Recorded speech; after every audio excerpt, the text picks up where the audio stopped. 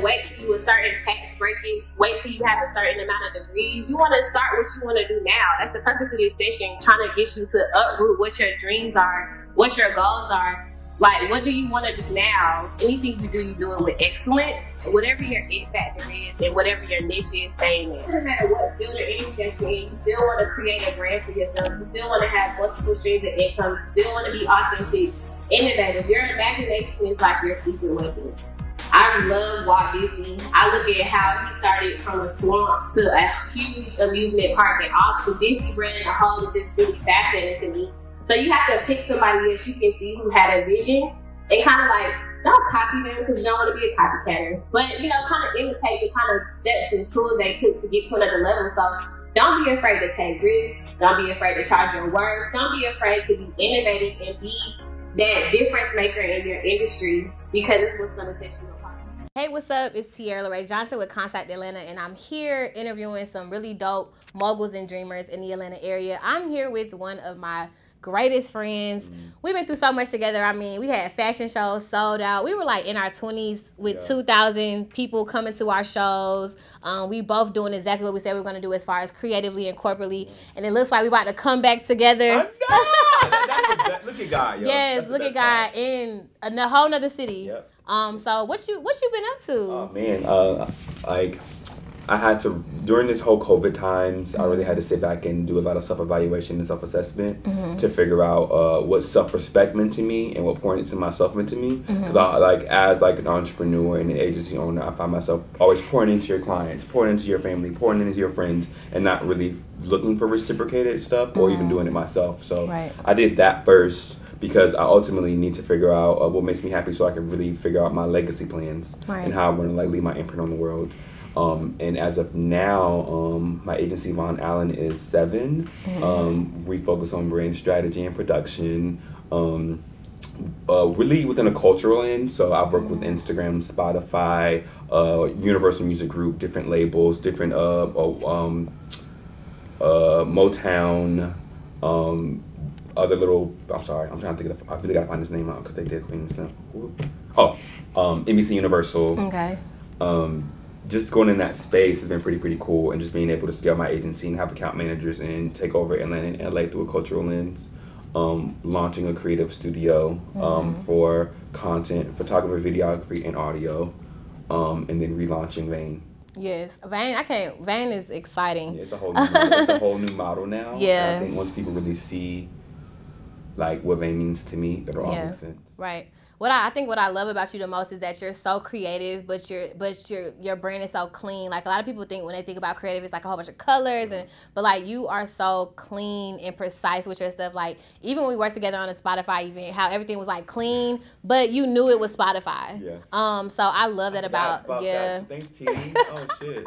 And Spotify have Blossom. You know what? We did the Queen and Slim project at the High Museum. I did Atlanta premiere where I had Melina Masuko's Coach K, Shaka Zulu, and Ethiopia, the president of Motown, speak about the soundtrack.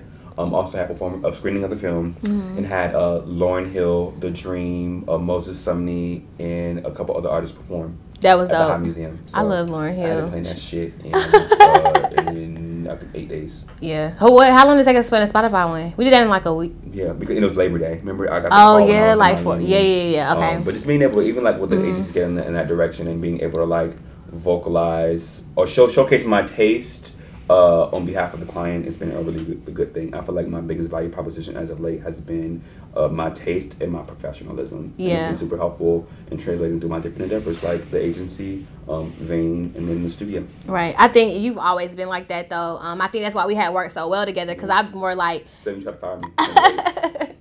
Anyways, because you always been like the creative part, and I didn't have to worry about that with you. So like I was able to give you full creative control, full creative control of that fashion show. I never asked you to see any. I think you maybe changed the name, but it was smart, from Terminal Volition to Volition. Yeah. Took the terminal off, which is genius. Right. Yeah, that was the only. So I was the president of Infinite Appeal, and Trayvon was the creative director, and I handled like the money, the marketing, getting stuff done, making calls, like, and I think that was our perfect. And I produced the show. Yeah. Even then, like, still in that production space, was great. Like getting a $40,000 budget in college. Yeah, we were like 20, 21, 22. I think I just turned 21. I had just turned 21. Yeah. So so you've always been evolving, right? And we've always had big vision when it comes to events and what we wanted to do. And you talked a lot about self-assessment and how you had to reinvent yourself and do different things. I had to pivot, boy. Yeah. One thing I learned about this is like, it's always God's plan. Yeah. Trust him, because sometimes you're going to have to pivot. Right. But how do you bounce back from that? Because, you know, as a creative and being visionaries, mentally it's exhausting. Yeah.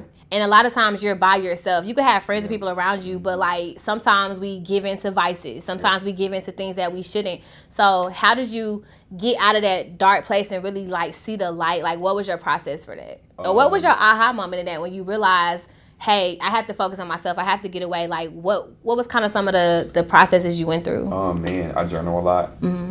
Just going through the journal and reading old things and seeing how some things have not changed yet. Yeah. And that's my responsibility. So that was one thing. I'm not trying to promote you, but like reading your book for real, like Chasing a Dream.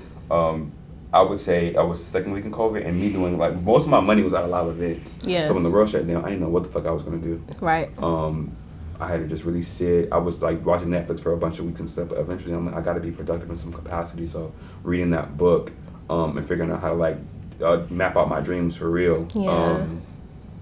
And I read another book called The Principles of Success, another book by John Canfield. I got into a lot of reading. Yeah. And just it was pairing with my life too much for me not to apply it. Right. And just applying what I learned in those books. And all of them was like, you can't do shit until you pour into yourself first. Like, right. You can't pour from an empty cup. Yes, yes. I think I've been empty for a while. Yeah. I've been able to produce while being empty, but the world ain't seen shit yet. Yeah. That's how I feel too. When I was just talking about the 10 city expansion, I feel like the world hasn't seen nothing when it has come to us. I think a lot of times we stayed down to come up a lot, and now we're starting to kind of get our time. Is real big on that. Like you stay, you put the hours and you put the work in. Now it's your time to shine and step the fuck out. Like, it's time. But it's also hard when it's your time to shine sometimes because you're so used to being humble and behind the scenes. Like, what do people say? Like, because people have seen us working, but then when we start getting blessings and contracts, people think that you have to owe them something, but no, we really put in work early, and it's like now you year 7 is number of completion. I'm in year 8. 8 is new beginnings. So like they say it take about 10 years to get to your dreams. So I think that we finally hitting that, like, it's our time. It's our time. So. But yeah, I'm ultimately in a good space. It was really dark. I would say my second half of the year got better. I got more into like financial literacy and education. Yes. I reached out to my previous mentors and remended those relationships. I did cut people off. Yeah. For myself, like, you got to, you know, you're forgiving people for yourself just to like move on. And I had to move on from some stuff I held on to for a while. Yeah. That baggage ain't doing nobody no fucking good. Yeah. So I had to let go of that and just. Now I'm in my bag. I feel like too. I'm in my bag. I'm in my body. I'm in my mind. All that. But you said another important thing too is finances and business. So in COVID, a lot of businesses weren't able to get the grants and things provided. Even we ran into problems like that. Like just having a great credit line as a business owner, being legit. Like, a lot of stuff that you can do more of when you got that together. So, like, finances and business is so important. But we weren't taught that, though. And that's what I'm saying. Even now, like, I find myself teaching my mom about financial management and literacy and seeing how much money she can be making by doing nothing. Yeah. And it's crazy that we're the teachers, and it's up to us to, like, really change how finances are viewed in Black communities. Right. Even me, I'm about to launch my mom's brand, and like now she's ready. She's like, I trust you. Like, she's listening. But before it was kind of hard for them to listen to us because they were just like, y'all doing crazy. You still out here doing crazy, this and that. Like, motherfucking accounts is 25 racks a month. She was like, oh. Now she listens. Yeah. Same with me. So I think that, thank God for those strong relationships. And then, part of myself too, and being able to like rebuild that connection with my mom and my dad and my brother, and like really just them see me as a man, like for real, and just, I don't know. It's now I'm about to take care of them. Yeah. I just said my goal is to retire my mama, but my parents hustlers. Yeah. They ain't gone. They might beat me to it. That's cute. I know. Thank you. But you know, but just doing little stuff like they wedding anniversary, I said I'm able to do more stuff for them, so I appreciate it. So what you got coming up? I'm doing these private weekly parties called Code in Atlanta, in LA, in New York, and Miami. I'm working with a few different artists for 2021, so you'll see me doing some brand management and product management for some very promising acts in the near future, and some big partnerships in the relaunch of Vane, which I'm super excited about. Yeah, I'm gonna come to the first relaunch. Yeah, it's just gonna be epic. Like I'm excited for what direction I'm going in with Vane, and I don't know. I think all the stars are aligning. Yeah, and like the more I walk into my purpose, the more things meet me halfway. Like even like with Code, my first edition was in August.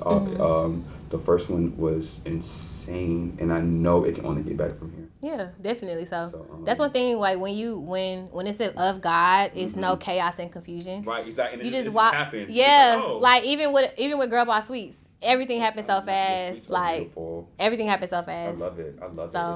It's such a cute like neighborhood and stuff too. Like quiet. The community is beautiful. Yeah. So I love what Girl Boss Sweets is doing. Definitely. We got tons of new artists, new products, new website. A few art projects. Okay. I can't speak on too much, but but we know you out here popping. Yeah, you'll see it first. I know, I'm excited. Yeah. So how can we get in touch with you? How do we get connected to Von Allen? www.vonallen.co. So extra. That's one thing about you. You can't never have .com.org. He gonna take it to the next level, y'all. It's gonna be. First they laugh and they copy. And then my person was Bad News, BADN3WZZ. I love Bad News. On our social, people think it's bad in 3 ways, which is so interesting. It's not that. It's Bad News because I lived in Virginia, and whenever the phone rang, it would say Newport News. So it was like Bad News is calling. So Bad News and stuff. But Bad News that on there. LinkedIn, Trayvon Williams.